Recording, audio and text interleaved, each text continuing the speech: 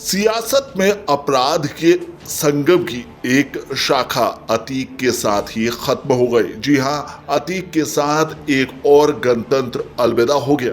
कभी सियासत के सूत्रधार हुआ करती थी अतीक अहमद, शहाबुद्दीन और मुख्तार अंसारी की तिगड़ी। जहां एक तरफ प्रयागराज में अतीक अहमद, वाराणसी से मऊ, आजमगढ़, गाजीपुर तक मुख्तार अंसारी और फिर गंगा पार बिहार के इलाके में सिवान तक शहाबुद्दीन की तिगड़ी एक समय राजनीति और अपराध के गठजोड़ का प्रमुख चेहरा हुआ करते थे। सियासी सफलता के लिए कई राजनीतिक दल इन्हें प्रमुख मोहरा नहीं, उद्धारक मानकर इनके आगे दरबार सजाया करते थे। समय ने करवट ली, सियासत के तेवर बदले और लोकतंत्र ने अंगड़ाई ली और गणतंत्र को नकार दिया। इसी तिहाड़ जेल में सजा काटकर कमजोर पड़ चुके, खुद को सीवान का सुल्तान कहने वाले शहाबुद्दीन 2 वर्ष पूर्व कोरोना से चल बसे तो शनिवार को प्रयागराज में अतीक अहमद और उसके भाई अशरफ की हत्या हो गई।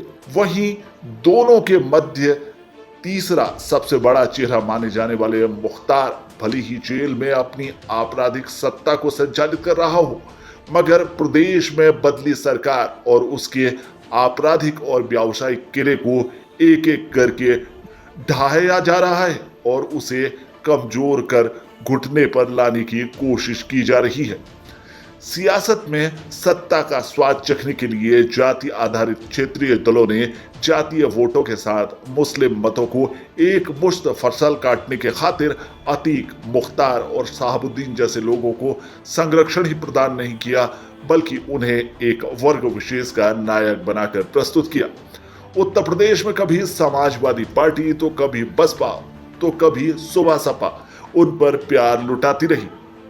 वहीं बिहार में राष्ट्रीय जनता दल ने शहाबुद्दीन को विशेष वर्ग का नायक बनाकर एक मुश्त वोटों की फसल काटी। समय के साथ इनका सियासी कद भी बढ़ता गया, लेकिन सांप्रदायिक वैमनस्य की खाई गहरी होती गई। लिहाजा समय ने एक बार फिर करवट बदली और मतों का ध्रुवीकरण जाति की बंदिश से परे हटकर सांप्रदायिक आधार पर होने लगा। प्रदेश में सत्ता बदली तो फिर इनके बुरे दिन शुरू हो गए। प्रयागराज में हुआ दोहरा हत्याकांड भले ही आपराधिक गिरोहों की चरम आपसी शत्रुता का नतीजा हो, लेकिन इससे पूर्वांचल समेत पूरे प्रदेश में आपराधिक सत्ता चलाने वालों की घिघी बच गई है।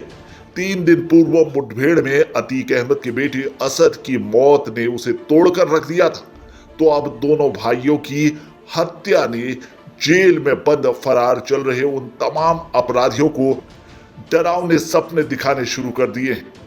यह हत्याकांड कानून की दृष्टि में जांच का विषय है, लेकिन आम जनमानस की नजर में अनेक पहलू ढूंढ रही है। जेल में बंद मुख्तार अंसारी की बीमारियों की कहानियां भी लोगों की चर्चाओं में है और कहीं ना कहीं अपराध की इस कड़ी का अब खात्मा हो गया है। ये वो अपराधी हैं जो कभी बंदूक के बल पर सरकारें बनाया करते थे, लेकिन अब एक अतीक अहमद के साथ अपराध और सियासत का गठजोड़ करने वाला एक कड़ी खत्म हो गई है।